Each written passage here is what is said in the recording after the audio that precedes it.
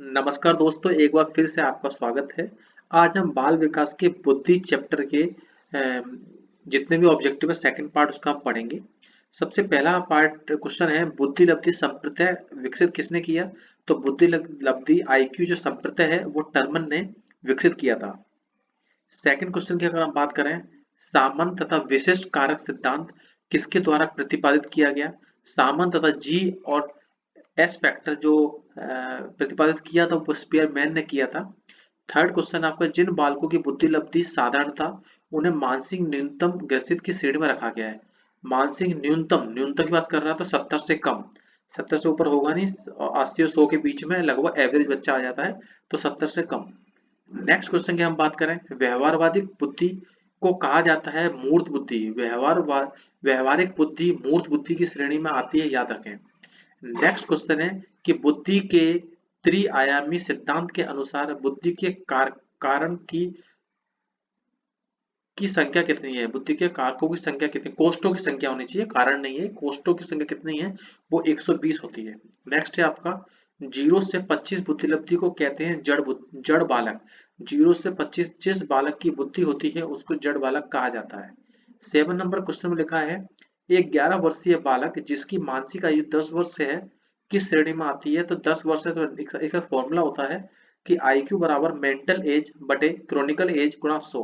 तो अब mental as आपको कितना दे रहा है? मानसिक आयु आपको 10 वर्ष देता है बटे जो 11 वर्ष बालक दे रहा है उसको क्रोनिकल वास्तविक आयु 10/11 गुणा 100, यानी कि सीधे जीरो से जीरो कट गया, यानी कि 110। और 110 जिसका औसत IQ होता है वो औसत बुद्धि का व्यक्ति होता है। यानी 90 से 109 110 के बीच में जो होता है वो औसत बुद्धि का बालक होता है। नेक्स्ट है, निम्न में से किसने बुद्धि का बहुखंड सिद्धांत प्रतिपादित किया? तो थर्स्टोन ने बुद्धि का बहुखंड सिद्धांत प्रतिपादित किया है। नेक्स्ट है, बुद्धि परीक्षण हेतु सर्वप्रथम बिने साइमन मापनी का निर्माण किया। बुद्धि परीक्षण हेतु सर्वप्रथम बिने साइमन मापनी का निर्माण कब किया? 1905 में इसका निर्माण किया गया था। नेक्स्ट बात करेंगे, एक बालक की वास्तविक आयु 15 वर्ष है और उसकी मानसिक आयु 21 वर्ष है तो उसकी बुद्धि लब्धि क्या होगी? इसका सूत्र है IQ बराबर मेंटल एज बटे क्रोनिकल एज गुणा 100। मेंटल एज 21 वर्ष दे रहा है और वास्तविक आयु 15 वर्ष, 21 बटे 15 गुणा 100, तो 2100 डिवाइड बाय 15 भाग करेंगे तो आएगा 140, और 140 होती है प्रतिभाशाली बालक की, 140 का आंसर है। नेक्स्ट क्वेश्चन की अगर बात करें हम, एक छात्र 8 वर्ष का है, उसकी मानसिक आयु 12 वर्ष की है, उसकी बुद्धि लब्धि होगी। तो वही फॉर्मूला होता है, एक 8 वर्ष में मानसिक आयु ऊपर आता है हमेशा 12/8। तो 12/8 गुणा 100, तो 12/8 गुणा 100, 1200 बटे डिवाइड बाय 8, और बात करें कितना, 150, और 150 होता है, और 150 ये आपका IQ आ गया।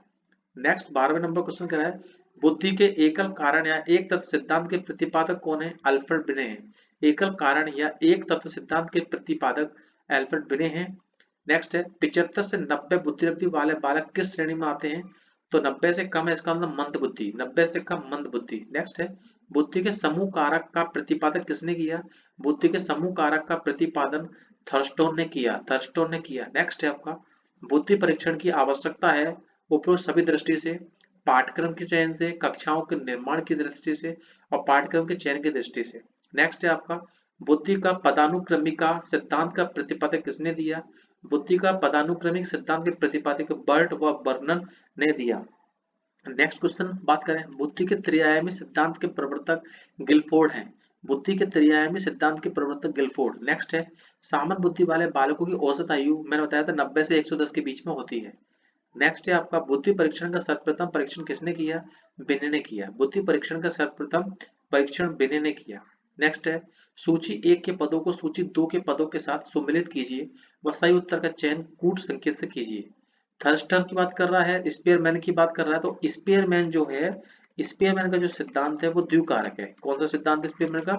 स्पेयरमैन का सिद्धांत जो है वो द्विकारक है ना। इसके अलावा जो बिने हैं और थर्स्टन हैं, बुद्धि की संरचना की बात करी गई है। कुल मिला के हम बात करें तो 2431 है इसके। थर्स्टन जो है वो प्राथमिक योग्यता है, थर्स्टन प्राथमिक योग्यता है, स्पेयरमैन द्विकारक सिद्धांत है, और जो गिलफोर्ड है, गिलफोर्ड जो है वो आपका है बुद्धि की संरचना, और लास्ट जो बिने है वो सामान्य क्षमता की बात की गई है। इसका मतलब इसका क्वेश्चन है 2431। बुद्धि का प्रथम वाचिक सामूहिक परीक्षण क्या है?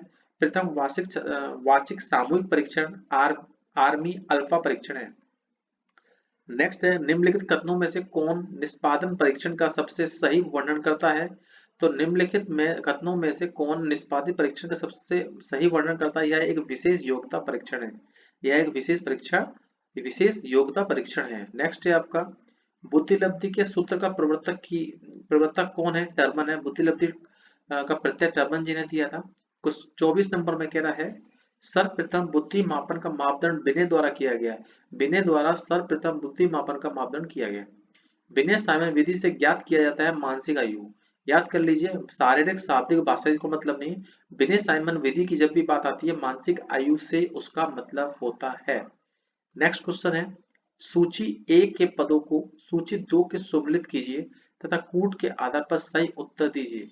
तो अभी पढ़ा था, द्विकारक सिद्धांत स्पीयरमैन का है, बहुकारक सिद्धांत गिलफोर्ड का है, और बहुकारक सिद्धांत किसका है आपको? गिलफोर्ड। देखते हैं 2 3 4 1, यानी द्विकारक सिद्धांत स्पीयरमैन का है, बहुकारक सिद्धांत जो है वो है थर्स्टन का, और त्रिआयामी सिद्धांत गिलफोर्ड का है, और सोपान क्रमिकता का सिद्धांत जो है वर्नर का है। द्विकारक स्पीयरमैन, बहुकारक जो थर्स्टन, त्रिआयामी गिलफोर्ड, और सोपान क्रमिकता का सिद्धांत वर्नर का है। नेक्स्ट क्वेश्चन की बात करते हैं, स्टैनफोर्ड बिने परीक्षण प्रथम बार कब प्रकाशित हुआ था? स्टैनफोर्ड बिने परीक्षण प्रथम बार सन 1916 में प्रकाशित हुआ था। नेक्स्ट, बुद्धिलब्धि 125 रखने वाला बालक कहलाता है। 125 जो है वो प्रखर बुद्धि वाला व्यक्ति होता है, ध्यान रखें, प्रखर बुद्धि वाला, प्रतिभाशाली होगा 125 140 से ऊपर। नेक्स्ट, बुद्धिलब्धि निकालने का सूत्र था IQ बराबर MA/CA गुणा 100। नेक्स्ट क्वेश्चन, एक बालक जिसका IQ 130 से अधिक है वह विद्यार्थी कहा जाता है प्रखर बुद्धि वाला। याद करें। नेक्स्ट है आपका, किसने बुद्धि परीक्षण स्केल का निर्माण किया? बिने साइमन दोनों ने बुद्धि परीक्षण स्केल का निर्माण किया। नेक्स्ट क्वेश्चन की बात कर रहा है, किस मनोवैज्ञानिक ने बिने साइमन के परीक्षण स्केल को स्टैनफोर्ड बिने स्केल में रूपांतरित किया? वो अटरमन ने किया। नेक्स्ट क्वेश्चन है, बुद्धि का विभाजन किन वैज्ञानिकों ने किया? तो बुद्धि का विभाजन टर्मन व मेरिल ने किया। नेक्स्ट है, जब एक समय में एक से अधिक व्यक्तियों की परीक्षा ली जाए तो उसे सामूहिक बुद्धि परीक्षण कहा जाता है। जब एक समय में एक से अधिक व्यक्तियों की परीक्षा ली जाए तो उसे सामूहिक बुद्धि परीक्षण कहा जाता है। नेक्स्ट है, किस युक्ति में व्यक्ति या बालक की स्वयं की राय अथवा उसके द्वारा अपने विषय में कहे गए कथन अधिक महत्व रखते हैं? व्यक्तिनिष्ठ युक्ति में। व्यक्तिनिष्ठ व्यक्ति में व्यक्ति या बालक की स्वयं की राय अथवा उसके द्वारा अपने विषय में कहे गए कथन अधिक महत्व रखते हैं। नेक्स्ट है, एक बालक की बुद्धिमत्ता 85 है तो वो बालक पिछड़ा बालक की श्रेणी में आएगा। जैसे 90 से ऊपर पहुंच जाएगा वो सामान्य बालक की बुद्धि में या औसत बालक की बुद्धि में आ जाएगा। नेक्स्ट, जालोटा ने परीक्षण दिया सामूहिक बुद्धि परीक्षण। जालोटा ने परीक्षण दिया किसका? सामूहिक बुद्धि परीक्षण का। नेक्स्ट क्वेश्चन है आपका, निम्नलिखित कथनों में से कौन निष्पादन परीक्षण का सही वर्णन करता है? तो निष्पादन परीक्षण का सही वर्णन करता है, इसमें भाषा का प्रयोग निहित नहीं होता। यह एक गति परीक्षण है, गलत। यह एक शक्ति परीक्षण है, गलत। यह एक विशेष योग्यता परीक्षण नहीं, यह इसमें भाषा का प्रयोग निहित नहीं होता। भाषा का प्रयोग निहित नहीं होता। नेक्स्ट है, जिन व्यक्तियों की बुद्धिलब्धि का विस्तार 50 से 70 के बीच होता है वो व्यक्ति मूढ़ बालक की श्रेणी में आते हैं। बुद्धि के समूह कारक सिद्धांत के प्रणेता थर्स्टन है। समूह कारक सिद्धांत के प्रणेता प्रवर्तक थर्स्टन है। नेक्स्ट है आपका, बुद्धिलब्धि सूत्र का जन्मदाता टर्मन है। IQ बराबर MA/CA गुणा 100। बुद्धि के बहुकारक सिद्धांत के प्रतिपादक थॉर्नडाइक है। नेक्स्ट है, निम्नलिखित में से कौन सा कथन सत्य है? बुद्धि का लिंग के साथ संबंध नहीं है। सही बात है। लड़के अधिक बुद्धिमान होते नहीं, लड़कियां अधिक बुद्धिमान नहीं, सामान्य लड़के लड़कियों से अधिक बुद्धिमान होते नहीं। बुद्धि का लिंग से क्या संबंध है? कोई संबंध ही नहीं है। ठीक है, ये कथन बुद्धि के लिंग से साथ संबंध नहीं है, सत्य है। यदि एक बच्चे की मानसिक आयु 5 वर्ष है और वास्तविक आयु 4 वर्ष है तो उस बच्चे की IQ क्या होगी? तो मैंने बताया था MA/CA गुणा 100। तो 5/4 गुणा 100, 500/4, और 4 का 500 से भाग करें क्या है? 125। ये सूत्र किया, 5/4 गुणा 100, 500/4, 125। बुद्धि का कौन सा सिद्धांत सामान्य बुद्धि और विशिष्ट बुद्धि की उपस्थिति का समर्थन करता है? तो ये करता है स्पीयरमैन का द्विकारक सिद्धांत। नेक्स्ट है आपका, बच्चे की बुद्धिलब्धि 90 से 110 के मध्य है तो वो सामान्य बुद्धि वाला बालक कहलाएगा। नेक्स्ट, नेहा और विजय की सामान्य बुद्धि लब्धि 120 है। नेहा विजय से 2 वर्ष छोटी है। यदि विजय की उम्र 12 वर्ष है तो नेहा की मानसिक आयु क्या होगी?